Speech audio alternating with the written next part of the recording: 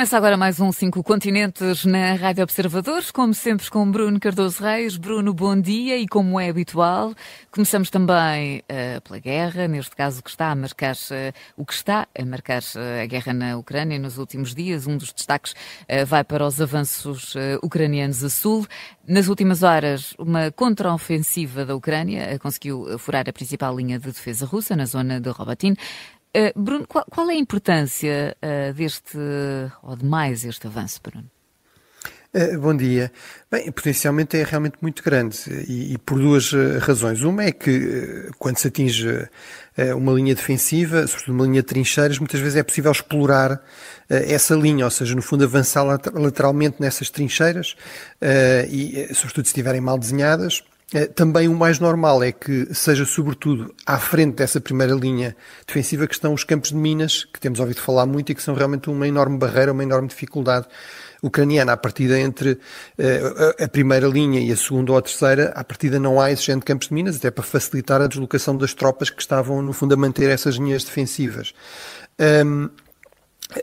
Agora, à partida, nós não sabemos também, e esse é o segundo ponto fundamental, não há vitórias garantidas numa guerra, não é? Portanto, os russos também estão a avançar, por exemplo, a norte, na zona de Kupiansk, e aqui o fundamental, no fundo, para perceber o desfecho disto é, por um lado, perceber quem é que tem mais reservas estratégicas, em quantidade e em qualidade, ou seja, no fundo, tropas, meios para eventualmente explorar, alargar esta brecha, no caso ucraniano, ou para rapidamente a fechar, ou até organizar um contra-ataque, no caso russo. E também é fundamental perceber qual é realmente a solidez das outras linhas defensivas russas. Nós sabemos que nesta zona do sul as linhas defensivas russas são especialmente densas. Há muitas cidades, aldeias também já com posições fortificadas preparadas. Portanto, teremos de ver como é que os russos conseguem, no fundo, reagir, reorganizar a sua defesa em função disto. Agora, realmente, a potencial importância é muito grande porque esta é a grande prioridade da Ucrânia, não é? A única grande vitória da Rússia nesta guerra, em termos estratégicos, foi realmente conseguir criar esta faixa de terreno que liga o território que a Rússia já controla, o seu território, na zona do Don, até à Crimeia, até à margem oriental do Dniepro, passando por cidades como Melitopol ou Mariupol, ao longo do Mar de Azov. E, portanto, se a Ucrânia conseguir, no fundo, cortar essa faixa territorial, ou mesmo que não a consiga cortar completamente, não consiga atingir o mar, se conseguir avançar o suficiente para começar a estrangular essa linha, essa faixa, no fundo, todas as tropas russas que fiquem, no fundo, ao ocidente dessa linha de avanço ucraniana ficam numa posição extremamente vulnerável. Um pouco como aconteceu na zona de Kherson, com muitas dificuldades de abastecimento e com o potencial de ficarem cortadas, isoladas da restante força russa. E, portanto, isso seria exatamente aquilo que a Ucrânia desejaria, era o grande objetivo desta ofensiva. Agora, temos de ver, no fundo, as grandes vitórias numa guerra nunca dependem só de um lado, dependem dos dois, dependem da vontade e da capacidade do inimigo continuar a combater ou entrar também em colapso, e isso é muito difícil de prever quando é que poderá acontecer. Bruno, ainda quanto à guerra na Ucrânia, é impossível passar ao lado da entrevista de Zelensky à RTP esta semana. O presidente ucraniano deixou mais uma vez críticas à posição do Brasil, voltou a pedir novamente apoio, com novos F-16, por exemplo, mas sublinhou também principalmente a importância de Portugal como uma ponte possível para a África e a América Latina. Vamos ouvir o que disse Zelensky. Portugal pode ajudar-nos, não só na América Latina, mas também no continente africano, que é muito importante, porque tem mais de 50 países. São países com influência, onde Portugal também tem apoio ou influência, ou eventualmente relações amigáveis. Queria muito que também nos ajudassem.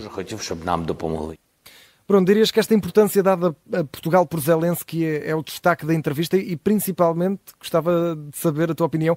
Achas que esta importância é realista, esta que deu Zelensky a Portugal? É uma questão interessante. Eu acho que aqui o ponto mais importante para genérico destacar, é algo que eu tenho insistido muitas vezes, é esta questão de que numa guerra a diplomacia não para, não é? Portanto, a diplomacia é muito importante no contexto de uma guerra, sobretudo para o lado mais fraco, porque é a chave para conseguir apoios, para conseguir aliados, para conseguir, no fundo, mecanismos para tentar compensar aquilo que à partida é uma posição de maior fragilidade em relação ao outro lado, não é?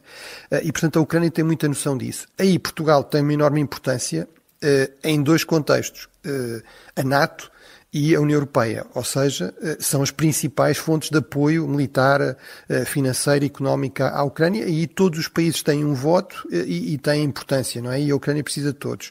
Mas o que é interessante é que realmente Zelensky apostou aqui num outro aspecto, é que no fundo ele acha que nesses dois contextos, digamos no contexto euro-atlântico, o apoio à Ucrânia está, pelo menos de momento, mais ou menos sólido. Realmente, aquilo que é verdade é que na América Latina, na África, não é assim, não é? Eu tenho insistido que isso não quer dizer que esses países estejam todos alinhados a apoiar ativamente a Rússia, mas têm realmente uma posição muito pragmática e não querem tomar aqui muitas vezes posição, não querem favorecer um dos lados, querem no fundo manter o máximo de portas abertas em termos de cooperação de comércio com todos os países e em muitos casos têm até relações históricas importantes com a Rússia. É, por exemplo, o caso do Brasil através dos BRICS, no caso dos países africanos de língua portuguesa, Angola, Moçambique, a Guiné-Bissau, por exemplo, do período da luta contra o colonialismo, não é? Ainda no período da União Soviética. E, portanto, eu aí acho que Portugal, como diz Zelensky, tem boas relações, tem mais conhecimento do que tem a Ucrânia, não é? Agora, acho que não devemos exagerar a nossa influência, não é? Sobretudo no contexto atual, em que mesmo países ocidentais bastante mais poderosos e mais ricos estão a ter dificuldades em manter a sua influência, por exemplo, em África. É o caso da França, a quem, aliás, a Ucrânia também pediu ajuda.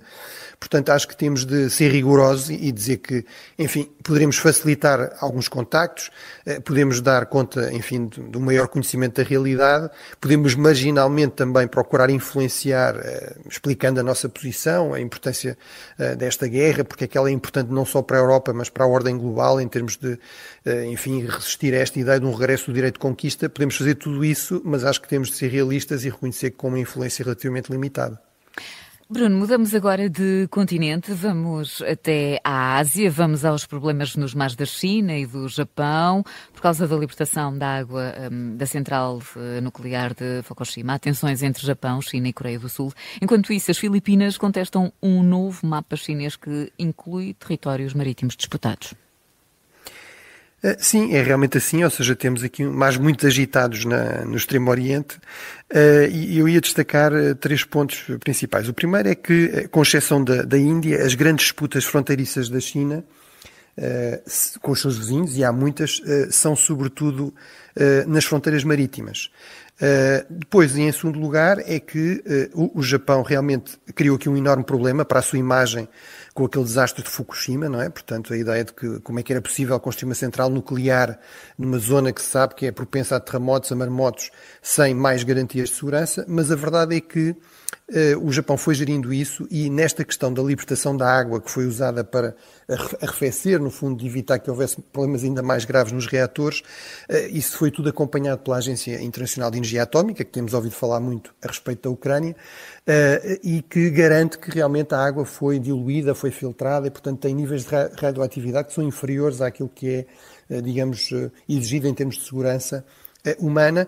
E aquilo que também me parece evidente é que, se não fosse assim, as primeiras vítimas disso, as principais vítimas disso seriam os próprios japoneses e o próprio governo japonês, que, como sabemos, apesar de tudo, é uma democracia onde, enfim, se soubesse que o governo estava deliberadamente a envenenar com resíduos radioativos a população, isso seria extremamente grave. Portanto, eu percebo que haja aqui alguma reação, às vezes um pouco irracional, mas, sobretudo, no caso da Coreia do Sul, parece-me que há uma dimensão política, ou seja, alguma oposição mais radical na Coreia do Sul opõe-se à aproximação entre o Japão, a Coreia do Sul e os Estados Unidos, esta nova trilateral de defesa de que falámos há umas semanas atrás.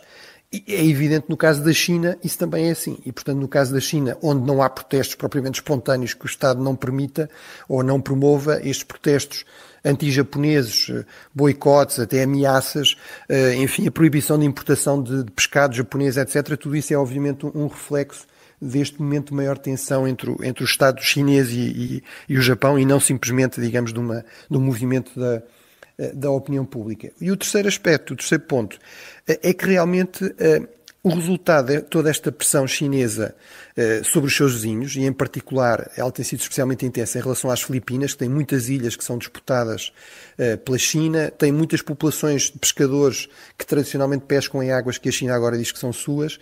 No fundo, todo este intensificar da pressão, nomeadamente da guarda costeira chinesa, muitas vezes bastante violenta, aquilo que faz é empurrar estes países para o campo dos Estados Unidos, para alianças cada vez mais próximas com os Estados Unidos. E no caso das Filipinas isso é especialmente claro.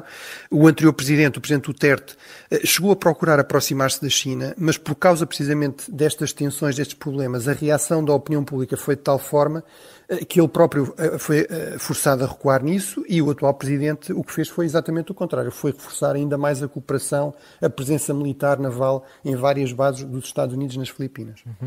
Bruno, voltamos à Europa para falar de um tema que é universal, o futebol, mas é um assunto mais político do que desportivo, o caso Rubiales. Já tivemos ameaças de parte a parte, da Federação Espanhola de abandonar a UEFA, de atletas a renunciarem à representação. O próprio governo espanhol tem em cima da mesa a suspensão de Rubiales. Hoje já soubemos que também há uma primeira vitória para o Presidente da Federação. Bruno, é uma boa forma de perguntarmos qual é que é a real importância do que está aqui em jogo nesta política no futebol.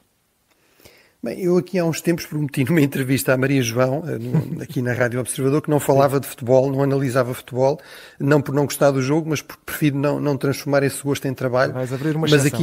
Mas aqui vou abrir uma exceção porque, como tu dizias, é mais pelo ângulo da política, não é? Da importância política, inclusive política internacional do futebol. Em todo caso, queria dar os parabéns, por um lado, à seleção portuguesa, que esteve no Mundial, claro. Por outro lado, e também, sobretudo, à seleção espanhola, que venceu e convenceu contra a seleção inglesa na final do Mundial. Agora, infelizmente, tudo isto foi manchado por realmente este caso, este escândalo. Enfim, acho que todos nós sabemos mais ou menos os detalhes.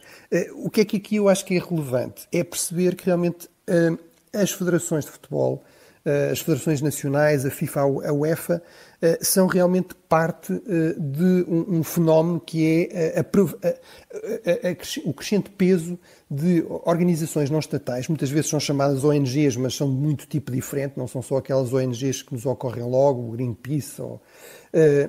Muitas vezes têm enorme poder, têm enormes orçamentos também, mobilizam, no caso do futebol, nós sabemos, milhares de milhões de pessoas e milhares de milhões de dólares ou de euros todos os anos. Há uma regra realmente em relação, nomeadamente ao desporto e a muitas outras áreas, que é esta ideia de que a política não deve entrar nessas áreas. E isso significa que, no fundo, estas organizações têm, como eu dizia, imenso poder, imenso dinheiro e têm muito pouco escrutínio externo. E eu acho que este caso revelou exatamente isso. Parece-me evidente que qualquer pessoa de bom senso, independentemente de modas woke, não acha razoável que um chefe, no fundo, pergunte e depois permita beijar na boca uma subordinada ou um subordinado, não importa para festejar o quê, que grande triunfo dessa organização, mas aqui o problema é que realmente o governo espanhol não nomeia o Presidente da Federação, não o pode demitir, e não é muito claro que as elites do futebol, que têm autonomia para nomear ou demitir depois os presidentes, por exemplo, destas federações, estejam muito dispostos a criar, no fundo, aqui um precedente perigoso, que é, se fazem alguma coisa errada, devem ser punidos por isso. Portanto, acho que isto mostra alguns riscos deste modelo, e parece-me evidente que, sem criar aqui um precedente também de interferências excessivas do Estado nestas áreas, temos de encontrar formas de haver aqui um maior escrutínio destas organizações em relação a entidades externas e, portanto, não ficarem a funcionar numa espécie de bolha em que não há qualquer tipo de controle. Ainda temos tempo de passar por África, nesta edição do 5 Continentes. Temos mais um golpe militar, desta vez no Gabão. Começa a ser moda e pergunto, Bruno, a Rússia tem alguma coisa a ver com este assunto? Bem, por um lado, parece ser moda, ou seja, é realmente o 8º golpe em África desde 2020, portanto, nos últimos 3 anos. Houve 2 no Mali e no Burkina Faso, houve um na Guiné-Conakry, outro no Chad e outro há poucas semanas, como sabemos, também no Níger. Agora temos este no Gabão. E há aqui um duplo ângulo internacional. Obviamente há muitas razões internas para estes golpes. Eu não tenho dúvida que no caso do Gabão a principal razão é mais de 5 décadas desta dinastia Bongo, pai e filho, o Omar Bongo, agora o Ali Bongo, e, portanto, de haver todas as razões para suspeitar que as eleições que tinham acabado de ter lugar não foram livres nem justas no seu apuramento, na sua realização. Agora, é verdade que há um primeiro ângulo internacional que é uma espécie de crise da África francófona. Durante muitas décadas, a África francófona foi a região mais estável da África. Era onde menos havia golpes de Estado. Isso até está, digamos, demonstrado estatisticamente, em parte porque havia uma espécie de garantia de segurança para esses regimes, desde que fossem pró-franceses pela própria França, inclusive com intervenções militares. Por exemplo, o primeiro golpe no Gabão, em 1964, foi parado por uma intervenção militar francesa. A França deixou de ter disponibilidade para isso, deixou de ter legitimidade também para poder fazer isso, e, portanto, há aí claramente um problema de que estas elites francófonas estão as menos protegidas. Um segundo ângulo, que não é só específico da África francófona, é um ângulo global do meu ponto de vista, é que realmente, sem se exagerar aqui o peso da Rússia ou mesmo da China, a verdade é que neste mundo mais, pelo menos bipolar, eventualmente multipolar, em que certamente a China tem muito mais peso, muito mais influência económica, a Rússia também está mais ativa, nomeadamente em termos militares, é um mundo que é mais seguro para se fazer golpes de Estado. Ou seja, estes golpistas perceberam que, ao contrário, por exemplo, dos anos 90, em que o Ocidente tinha um enorme peso, os Estados Unidos tinham um enorme peso e faziam o possível para evitar que isto acontecesse ou para punir os golpistas quando isto acontecia, agora realmente não é assim. E, portanto, eu acho que não houve aqui provavelmente um envolvimento russo direto. Mas isso não quer dizer que os golpistas não saibam que, se for preciso, podem recorrer à Rússia, podem recorrer, se não ao Grupo Wagner, a alguma alternativa desse tipo, podem recorrer também a apoio chinês ou da Arábia Saudita e não precisam de se preocupar assim tanto com as condenações ocidentais. Uhum. Bruno, por último, e temos apenas um minutinho até ao fecho destes 5 continentes, vamos à América do Norte, aos Estados Unidos, porque uma situação inusitada voltou a repetir-se com uma das figuras de proa da política norte-americana. What are your thoughts on running for re-election in 2026? What are my thoughts about what? Running for re-election in 2026. Este é o momento em que Mitch McConnell congelou. É a segunda vez este mês que o líder republicano do Senado congelou durante uma conferência de imprensa. Ainda ontem tivemos Marcelo Rebelo de Sousa a apelar ao aparecimento de líderes jovens. Bruno Cardoso Reis pergunta se há um problema de gerontocracia nos Estados Unidos da América, ou seja, de domínio dos líderes serem muito mais velhos do que a média do resto da população. Eu acho que a resposta é claramente que sim. Ou seja, nós estamos a falar do Mitch McConnell, que tem 81 anos e aparentemente está a ponderar, embora com muita dificuldade, se recandidata ou não, a líder do Senado, que é um dos lugares mais poderosos na estrutura de poder americana, inclusive em termos de política externa. O Senado é essencial, por exemplo, para aprovar tratados e tudo isso. Depois temos o presidente Biden, que tem 80 anos e que terá 82 anos se for reeleito. E depois temos o rival republicano mais provável de Biden, o Donald Trump, a confiar nas sondagens, que é um jovem, aqui entre aspas, obviamente, de 77 anos. E, portanto, acho que isso é realmente péssimo em termos da capacidade de renovação da política americana, de mobilização dos eleitores jovens, que é uma queixa tradicional. Também é péssimo, por exemplo, aos aliados dos Estados Unidos, porque mostra que realmente não se sabe quanto tempo é que estas pessoas vão durar. É bem provável que não durem muito e, portanto, não sabemos quais são as alternativas. Portanto, cria aqui uma dimensão de incerteza adicional, nomeadamente em relação à gestão da política externa americana. Muito bem, Bruno. Ficamos por aqui esta semana. A nossa viagem pelos 5 continentes está de regresso, então, para a semana. Obrigada, Bruno, e bom fim de semana. Obrigado, bom fim de semana.